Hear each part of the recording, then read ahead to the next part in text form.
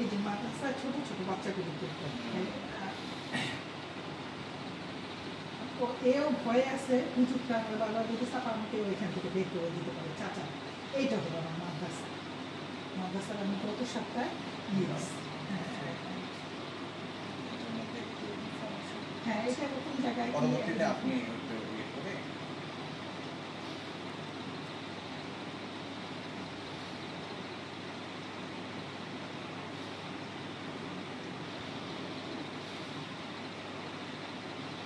আপনার ইসে করছে ভুলবাইতে করছে সে আছে এটা আমি বিকেলে পাঠিয়ে দিই। আচ্ছা আমার ভুল হয়েছে, আমি নিজে যখন দেখছি না তখন আমি এটা চিন্তা করছি।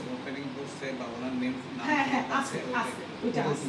তাহলে আমরা আরো আপনাদের আরো ইফেক্টিভ বিএনপি থেকে যে কাপড় দিয়ে তখনই আমার কি দিব আমাকে বলো চাচা শ্বশুর নিতে দিতে টাকা কি দিব বলো কোন সম্পত্তি দিব কোন টাকা কি দিব। আমি এইরকম একটা অবস্থার ভিতরে আসি আর আমার মেয়েটা কারোর সাথে কথা বলা পছন্দ করে। আবার ওর বাবার ব্যাপারটা সহ্য করতে পারে না।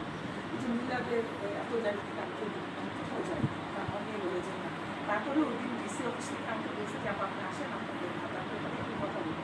যাওয়ার পর আমাকে কিছু দিল এটা নিয়ে আসে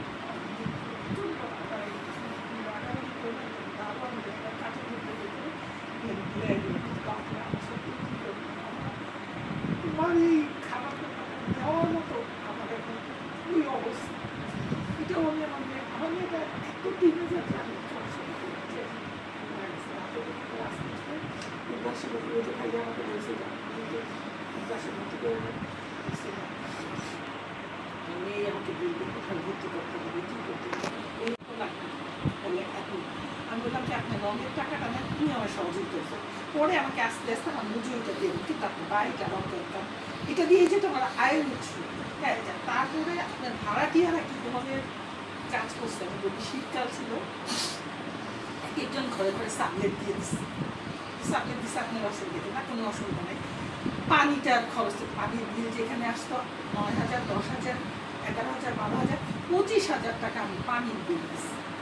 আমার হাজব্যান্ড মারা গেছে নিচে যে নাম্বারগুলি সেটা কেউ জানে না উনি জানে।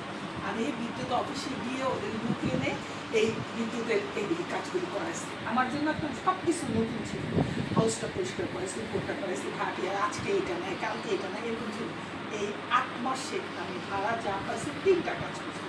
মাদ্রাসা হুজুরদের টাকা দেওয়া ওইখানে মিলাদ করা এইখানে দারোয়ান ড্রাইভার কাজের লোক মেয়েটাকে এগুলি মেয়েটা এর ভিতরে বাড়ি সংগ্রহ এটাই আমার আয়ের উৎস। যে এটা আমি যতটা আমার বুদ্ধিতে তারপরে দেখবেন আপনি ভিতরে ঢুকে রং করেন ইয়ে করেন এগুলি করার কথা ছিল আপনার সাথে ডিসেম্বর মাসে এগুলি করতে তার আগে তো চলে গেল যেহেতু আমি একটু একটু একটু একটু একটু যতটা পারছি নাম্বারটা যদি আমি এইটাই যেমন আইনজীবীকে দিই কোনো সমস্যা নেই। আমার কোনো সমস্যা এমনকি আমি সে আপনার সাথে কথা আমি পরে একটা মামলা করতে পারে আমি সেখানে যাই স্কুলে যাবো আর আমার হাজব্যান্ড আমার বাবা করে বলে শোনো কী হলো না হলো কি হয় না হয় তুমি মেয়েটাকে নিয়ে কোচিংয়ে যাবা স্কুলে যাবা যেটা আমার হাজব্যান্ড করবে তোমরা এই কারণে এই মেয়েটা যখন তোমার দাঁড়ায় যাবে তোমার টাকা কিছু তোমার একমাত্র সন্তান